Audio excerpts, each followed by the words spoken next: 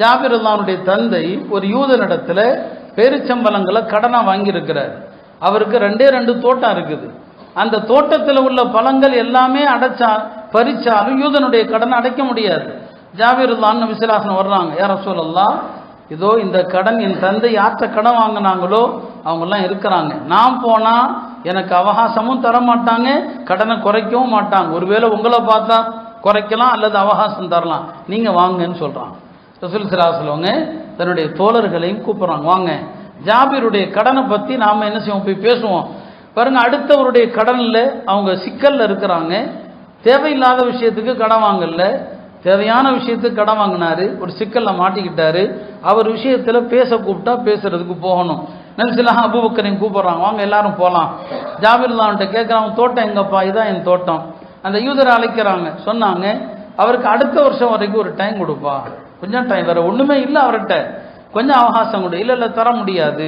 இமாம் புகாரி இந்த சம்பவத்தை பல இடங்கள்ல கொண்டு வர்றாங்க. சில இடங்கள்ல சுருக்கமா, சில இடங்கள்ல விரிவாக, அது எல்லாத்தையும் சேர்த்து தான் நம்ம சொல்றோம். இப்போ நிமிஷம் முதல்ல பேசுறாங்க, இல்ல முடியாதுங்கிறாங்க. சரி, கொஞ்ச நேரம் அப்படியே அந்த தோட்டத்தை சுத்துறாங்க. திரும்ப அந்த யூதரை கூப்பிடுறாங்க, எப்ப அவருக்கு கொஞ்சம் அவகாசம் கொடு, அவருக்கு கொஞ்சம் விட்டு கொடு. இல்ல அதெல்லாம் முடியாது. பிறகு அந்த தோட்டத்தில் நிமிஷம் கொஞ்ச நேரம் தூங்குறாங்க. தூங்கி அந்த யூதர் கொஞ்சம் மனம் மாறி இருக்கலாம், இப்போ அவருடைய கடன்ல கொஞ்சம் தள்ளுபடி செய்யப்பா. இல்ல அதெல்லாம் முடியாதுங்க, கொஞ்சம் கூட தள்ளுபடி செய்ய முடியாது. நிமிஷம் பார்த்தாங்க, சரி இந்த ஆள் விடமாட்டான் போல் தருது. ஜாபிர்ட்ட சொல்றாங்க, எப்பா இந்த தோட்டத்துல எவ்வளவு பேரிச்சம்பழம் இருக்குதோ எல்லாத்தையும் குவியலாக ஆக்கு, உள்ளதுல பெரிய குவியல் எதுவோ அதை என்கிட்ட காட்டுங்கிறாங்க. அவர் எல்லாத்தையும் குவிச்சு வச்சு ஒரு பெரிய குவியலை காட்டுறாங்க. நபி ஸல்லல்லாஹு அலைஹி வஸல்லம் 3 முறை அதை சுத்தி வர்றாங்க. 3 முறை அதை துவா செய்யறாங்க. நபி ஸல்லல்லாஹு அலைஹி வஸல்லம் நடவடிக்கை எல்லாமே பரக்கத்து தான். 3 முறை அதை சுத்தி வர்றாங்க. சுத்தி வந்து துவாவும் செய்யறாங்க. இப்ப ஜாபிரை கூப்பிடுறாங்க, இந்த யூதர் மட்டுமல்ல, எத்தனை பேருக்கு கடன் கொடுக்கணுமோ எல்லாத்தையும் கூப்பிடுங்கிறாங்க.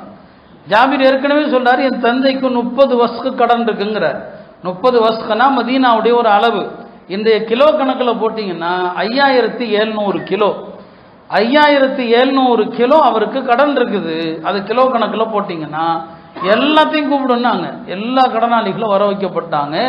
நபி ஸல்லல்லாஹு அலைஹி வஸல்லம் சொல்றாங்க, அள்ளி கொடுங்கிறாங்க. அள்ளி கொடுன்னு சொல்லிட்டு ஒரு பக்கம் துவா செஞ்சுக்கிட்டே இருக்கிறான். ஜாபிர் சொல்றாரு, நான் எல்லாருக்கும் அள்ளி கொடுத்தேன், என்னுடைய மனசுல என்ன ஓடுச்சுன்னா, என் வீட்டுக்கு ஒரு பழம் கூட மிஞ்சாட்டா கூட பரவாயில்லை, எனக்கு கடன் அடைஞ்சா போதும். என் வீட்டுக்கு ஒரு பழம் கூட வேண்டாம், என்னுடைய கடன்கள் அடைந்தாலே போதும். என் தந்தையினுடைய கடனை நான் அடைச்சிடணும். ஒரு தந்தை இறந்தால் அந்த மகன் கடனை அடைப்பதில் எவ்வளோ அக்கறையோடு இருக்கிறாருன்னு பாருங்க. எனக்கு வீட்டுக்கு ஒன்றுமே வேண்டாம், ஆனால் நபி ஸல்லல்லாஹு அலைஹி வஸல்லம் பரக்கத்து எல்லா எல்லாருக்கும் கடனை கொடுத்தாச்சு, எல்லாருக்குரிய பெருச்சம்பளத்தையும் கொடுத்தாச்சு. அதுக்கு மேலே பார்த்தா ஒரு 17 வஸ்கு மிச்சம் இருக்குது. 17 வஸ்குனா அது சில கிலோ வந்துடும், அது ஒரு 2000 கிலோ என்னங்க வரும், அவ்வளோ எங்களுக்கு மிச்சம் இருக்குது. அதுக்கு மேலேயும் தாராளமாக இருந்தது. பாருங்க, ரசூல் ஸல்லல்லாஹு அலைஹி வஸல்லம் தன்னுடைய ஒரு தோழருக்கு கொடுத்த வாக்குறுதி, நான் இருக்கிறேன், உன் தந்தை இறந்தா என்ன, நான் தந்தை என்று வார்த்தைக்காண்டி சொன்னாங்களா? இல்லை. நீங்க ஜாபிருடைய வாழ்க்கையில பார்த்தீங்கன்னா நபி ஸல்லல்லாஹு அலைஹி வஸல்லம் அவர் விஷயத்துல அவ்வளவு அக்கறை செலுத்துவாங்க. ஒரு பயணம் முடிந்து வரும்போது ஜாபிர் தான் அவங்களும் பெருமானாரும் ஒன்னா வருவாங்க. நான் ஒரு ஒட்டகத்தை பற்றிய சம்பவத்தை முன்னமே சொல்லியிருக்கிறேன். அந்த இரவுல நபி ஸல்லல்லாஹு அலைஹி வஸல்லம் ஜாபிர் தான் அவங்களுக்காக 25 தடவை பாவ மன்னிப்பு தேடுவாங்க. அவரே சொல்லுவார், நபி ஸல்லல்லாஹு அலைஹி வஸல்லம் ஒரே இரவில் எனக்காக 25 முறை இஸ்திக்பார் செஞ்சாங்க.